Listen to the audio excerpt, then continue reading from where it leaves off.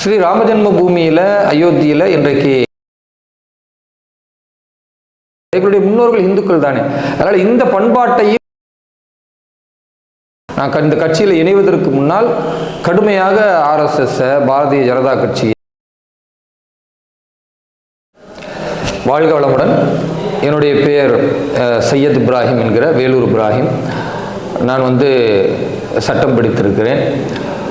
பாரதிய ஜனதா கட்சியினுடைய தேசிய செயலாளராக, சிறுபான்மை அணியின் பொறுப்பாளராக, தென்னிந்தியா மாநிலத்தினுடைய தேர்தல் பொறுப்பாளராகவும் பணியாற்றி கொண்டிருக்கிறேன்.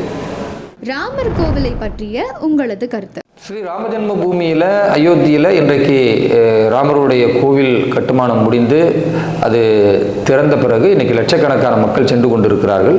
500 ஆண்டு காலத்தினுடைய இயக்கங்கள், பாபருடைய காலத்தில் முகலாய படையெடுப்பில் இடிக்கப்பட்ட அந்த கோவில் மீண்டும் நிர்மாணிக்கப்பட்டு இருக்கிறது. அதே போன்று அந்த இடத்தில் இந்த மசூதிக்கு பகரமாக ஒரு 5 ஏக்கர் நிலம் கொடுக்கப்பட்டிருக்கிறது. இன்னும் 2-3 மாதங்களில் அங்கே மசூதியும் கட்டப்படவிருக்கிறது என்பது ஒரு நல்லிணக்கத்திற்கான ஒரு அடையாளம். அதே வேளையில் இந்த கோவில் இங்கு கட்டப்பட்டதை திரும்ப திரும்ப சர்ச்சைக்குள்ளாக்குவதன் மூலமாக இந்த நாட்டின் 25 கோடி இஸ்லாமியர்களை புண்பட வைக்கக்கூடிய வேலையை திமுக, காங்கிரஸ், திருமாவளவன் உள்ளிட்ட பல அந்தந்த மாநிலத்தில் பாஜகவை எதிர்க்கக்கூடியவர்கள் இதை அரசியலாக பார்க்கிறார்கள். ஆனால் இஸ்லாமியர்கள் கசப்புகளை மறந்துட்டோம், நாங்கள் கை கொடுக்க தயாராகிட்டோம், எல்லோரும் ஒருவருக்கு ஒருவர் அன்பு செலுத்த வேண்டும் என்ற மனநிலையும், கடந்த கால கசப்புகளை மறந்து நிகழ்காலத்தில் நாம் சந்தோஷமான ஒரு நல்ல நிலையில் இருந்தால்தான் எதிர்கால சமூகம் மிகச்சிறப்பாக இருக்கும் என்ற உண்மை இஸ்லாமியர்களுக்கு புரிந்திருக்கிறது. அதனால் எல்லோரும் கசப்புகளை மறந்து அவர்கள் 100 கோடி மக்கள் கொண்டாடக்கூடிய ஒரு விழாவினை நாமும் ஒரு நல்லிணக்கத்தோடு போற்றுவோம் என்பதும், அந்த நம்பிக்கைகளை மதிக்க வேண்டும் என்பதுதான் இன்றைய பாரதத்தின் இஸ்லாமியர்களின் நிலை. ஒரு சில சில்லுவண்டுகள் போன்று திருமாவளவன் அவர்களும் இங்கிட்டு கம்யூனிஸ்டுகளும் ஏதோ குறைப்பது போன்று குறைத்து கொண்டிருந்தால் அதை பற்றி நாங்கள் கவலைப்பட தேவையில்லை. இஸ்லாமியர்கள் பலியாக வேண்டாம் என்பதுதான் என்னுடைய கோரிக்கை. நீங்கள் பாஜகவில் சேர்வதற்கான காரணம் என்ன? நான் பாரதிய ஜனதா கட்சியில் 2019 பணியாற்றி கொண்டிருக்கிறேன். 2019 இந்த சித்தாந்த அடிப்படையிலான அரசியல் கட்சியில் பணியாற்றுவதற்கு காரணம், கடந்த காலங்களில் இந்த கட்சியை பற்றி பல்வேறு விதமான தவறான தகவலை இஸ்லாமிய மக்களுக்கு எடுத்து சொன்னதன் விளைவாக நேரடியாகவே இஸ்லாமிய மக்கள் எதிர்க்கக்கூடிய ஒரு கட்சின்னா அது பாரதிய ஜனதா கட்சியின் மனநிலை இருந்தது. அதில் நானுமே விதிவிலக்கு கிடையாது. நான் இந்த கட்சியில் இணைவதற்கு முன்னால் கடுமையாக RSS பாரதிய ஜனதா கட்சியை, மாண்புமிகு பாரத பிரதமர் திரு நரேந்திர மோடி அவர்களை பற்றி தவறான அபிப்பிராயங்களை உள்ளூர கொண்டிருந்தோம். ஆனால் உண்மை நிலை தெரிந்த பிறகு சம்பந்தப்பட்டவரிடத்தில் நேரடியாக சென்று விசாரிக்க வேண்டும் என்று திருக்குரான் சொல்கிறது. ஒரு பிஜேபியை பற்றி தெரிஞ்சுக்கணும்னா அது காங்கிரஸ்காரர்களிடத்திலே, திமுகவினரிடத்திலே கேட்கக்கூடாது, பிஜேபிக்காரர்களிடத்தில் போய் கேட்கணும். RSS பற்றி தெரியணும்னா கம்யூனிஸ்ட்கிட்ட போய் கேட்கக்கூடாது, RSS சுயம் சேவகர்கள்ட்ட போய் கேட்கணும் RSS கொள்கை என்னன்னு. ஆனால் இங்கே மாற்றி கேட்டதனுடைய விளைவாக அவர்கள் சொன்ன அந்த எதிர்வினை உண்மையாகவே பாரதிய ஜனதா கட்சி என்றாலும் RSS என்றாலும் இஸ்லாமியர்களுக்கு எதிரான மனநிலையில் உள்ளவர்கள் அப்படின்ற ஒரு புரிதல்.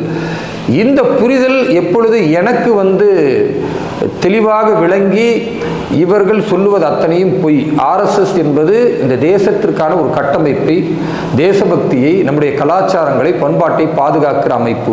பாரதிய ஜனதா கட்சி என்பது ஊழல் இல்லாத, குடும்ப ஆட்சி இல்லாத, உன்னதமான அடிப்படை தொண்டர்கள் கூட இந்த நாட்டை ஆள முடியும் என்பதற்கான ஒரு உத்தரவாதத்தை தரக்கூடிய கட்சி என்ற புரிதலோடு பயணிக்கக்கூடிய நேரத்தில் உண்மையாகவே அதை நான் மகிழ்ச்சியாக கருதுகிறேன்.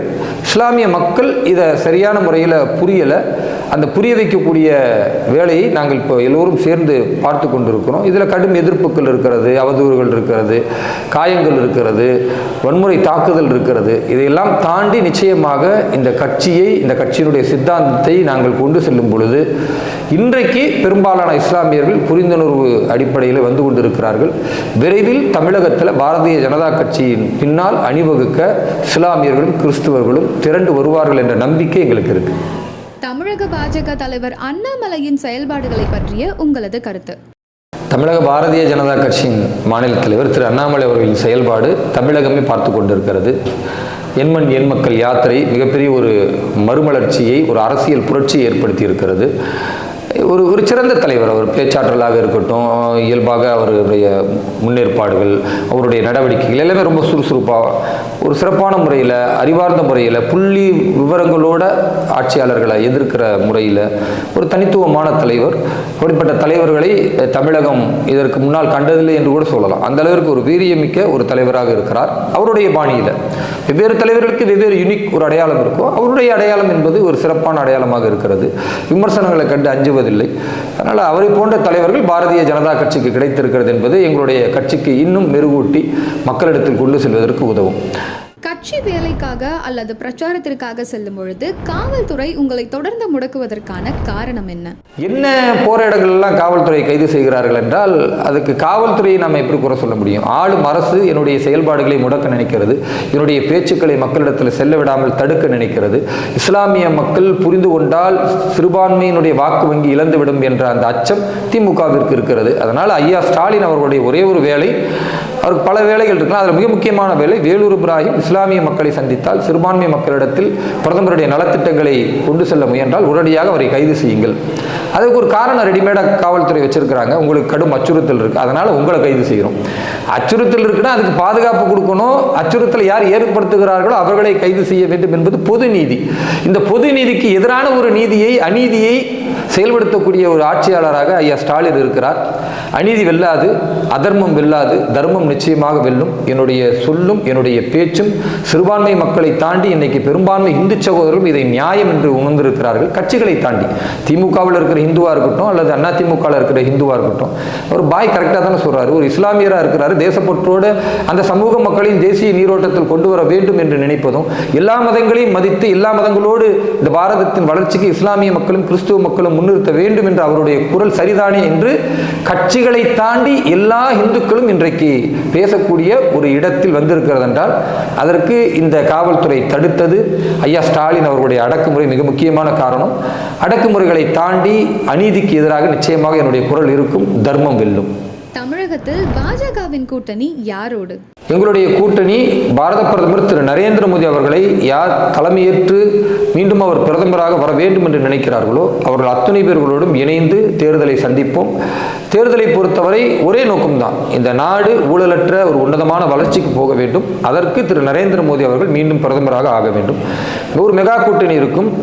அநேகமாக பிப்ரவரி மாத இறுதியில் எங்களுடைய கூட்டணி பற்றிய அறிவிப்புகளை பாஜகவுடைய மத்திய தலைமை அறிவிக்கும். அதே அடிப்படையில் எங்களுடைய பணிகளும் தொடரும்.